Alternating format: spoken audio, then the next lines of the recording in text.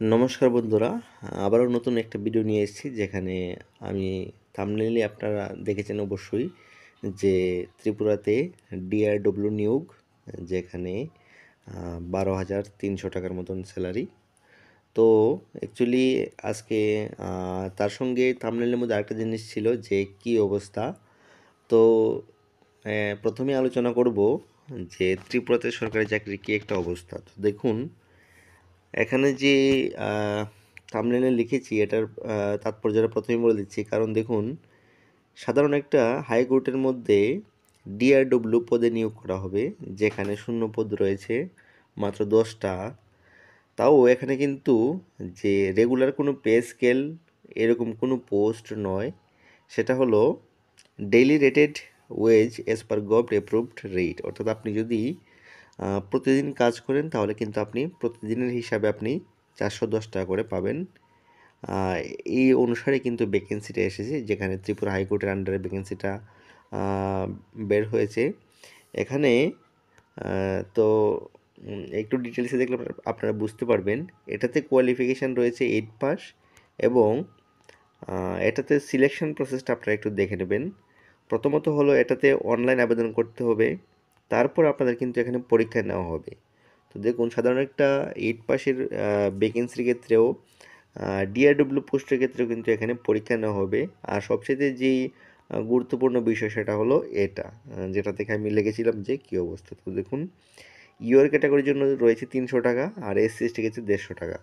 তো দেখুন, সাধারণ এই 10টা ভ্যাকেন্সির জন্য যেখানে ডিআরডব্লিউডি নিয়োগ করা হবে, তো এখানেও অ্যাপ্লিকেশান ফিস কিন্তু 12 টাকা ফিস কিন্তু আপনার দিতে হবে যারা ইউআর এবং এসসি এসটির ক্ষেত্রে। তো অবশ্যই বাকি আপনারা জনতার জনার্দন, আপনারা তো সমস্ত কিছুই বুঝেন।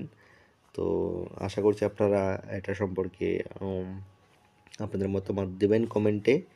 তো এখন চলে যাব মূল বিষয়, যেটা আজকের ভিডিও, সেটা হলো হাইকোর্ট অফ ত্রিপুরার মধ্যে ভ্যাকেন্সিটা, সেটা হলো ডিআরডব্লিউ পদে নিয়োগ করা হবে। শূন্য পদ এখানে 10টা রয়েছে। তো দেখুন, এটাতে যে পার ডে যে স্যালারি থাকবে সেটা হলো, স্যালারি না, অ্যাকচুয়ালি প্রতিদিনের আপনার পারিশ্রমিক সেটা আপনারা বলতে পারেন, সেটা হলো 410 টাকা। আর এটাতে যে টোটাল পোস্ট সেটা হলো 10টা। এসসি এসটির ক্ষেত্রে রয়েছে কটা এখানে, যারা এসসি এসটি তাদেরকে 4টা, আর বাকি ইউআর ক্যাটাগরির ক্ষেত্রে 4টা, আর বাকি যারা 2টা post for schedule caste SC এসটির ক্ষেত্রে আর কি। আর বাকি 4টা পোস্ট রয়েছে শিডিউল ট্রাইব, অর্থাৎ এসটির ক্ষেত্রে এখানে 4টা, আর এসসির ক্ষেত্রে এখানে 2টা, আর বাকি ইউআরের ক্ষেত্রে 4টা পোস্ট। টোটাল 10টা পোস্ট এখানে রয়েছে। আর এটার যে কোয়ালিফিকেশান সেটা হলো 8 পাস। আর বাকি এটার ফিসটা একটু দেখে নেবেন। আপনারা আশা করছি এটা দেখেছেন যে ইউআরের ক্ষেত্রে 300 টাকা, আর বাকি এসসি এসটির ক্ষেত্রে 150 টাকা কিন্তু এখানে ফিস রয়েছে। আর এটাতে যে সিলেকশন প্রসেস সেটাও আমি বলে দিচ্ছি। সিলেকশন প্রসেসে বলার আগে সবার প্রথমে বলবো এটার যে আবেদনের যে প্রক্রিয়া। তো দেখুন, আবেদনের যে ডেটটা বলে দিচ্ছি, সেটা হলো 3/3/2025, অর্থাৎ আগামী 3 তারিখ থেকে ফর্ম ফিল আপ শুরু হবে। লাস্ট ডেট থাকবে 2/4/2025 পর্যন্ত, এটা কিন্তু লাস্ট ডেট থাকবে। তো অবশ্যই এর মধ্যে আপনি আবেদন করতে হবে। আর বাকি এটাতে যে সিলেকশন প্রসেস সেটা হলো, আপনাদের কিন্তু date of selection test and downloading of admit card, আপনাদের কিন্তু সিলেকশন টেস্ট, অর্থাৎ আপনার কিন্তু রিটেন টেস্ট কিন্তু আপনাদের কিন্তু নেওয়া হবে। তারপর দেখুন, এখানে বলা রয়েছে সরাসরি যে candidate who are eligible for written test will be asked for scrutiny of original marksheet, certificate বা document before appearing in the written test, অর্থাৎ আপনার কিন্তু রিটেন টেস্ট নেওয়া হবে এই পোস্টটার ক্ষেত্রে। তো অবশ্যই আপনাদের সবাইকে রিকোয়েস্ট করব, যারা 8 পাস আছেন তারা এটাতে আবেদন করেন। আর বাকি প্রত্যেককে যারা মোটামুটি 10 পাস করেছেন বা গ্র্যাজুয়েশন কমপ্লিট করেছেন, আপনারা এসএসসির যে এক্সামগুলি থাকে, যেমন এসএসসি এমটিএস, কিছুদিনের মধ্যে এসএসসি এমটিএসের একটা ভিডিও আমি আপনাদের সামনে নিয়ে আসব।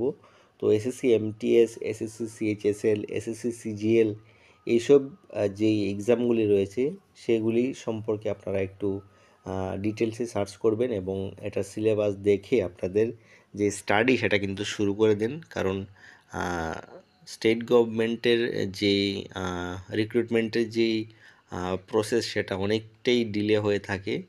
তো আপনাদের যদি গভর্নমেন্ট জবের খুবই একটা বেশি একটা প্রয়োজন হয় তাহলে অবশ্যই আপনাদেরকে রিকোয়েস্ট করবো আপনারা এসএসসি এক্সামগুলির জন্য প্রিপারেশান নিন এবং এসএসসি এক্সামগুলির সঙ্গে সেন্ট্রালের যে সমস্ত ভ্যাকেন্সিগুলি আসে যেরকম আপনাদের ইউপিএসসি এক্সামেও ট্রাই করতে পারেন, তারপর দিল্লি পুলিশ এগুলো ট্রাই করেন, এসবিআই ব্যাংকের মধ্যে নিয়োগ করা হয় সেগুলো ট্রাই করেন।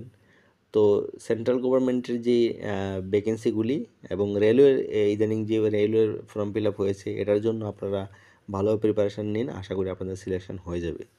তো ত্রিপুরা সরকারের যে ভ্যাকেন্সিগুলি এটার জন্য যদি আপনারা বসে থাকেন তাহলে মনে হয় অনেকটাই আপনাদের সময় নষ্ট হয়ে যাবে। তো অযথা সময় নষ্ট না করে আপনারা সেন্ট্রাল গভর্নমেন্টের যে ভ্যাকেন্সিগুলি আছে সেটার দিকে একটু ফোকাস করুন, তাহলে অবশ্যই আপনারা সাকসেস পেয়ে যাবেন।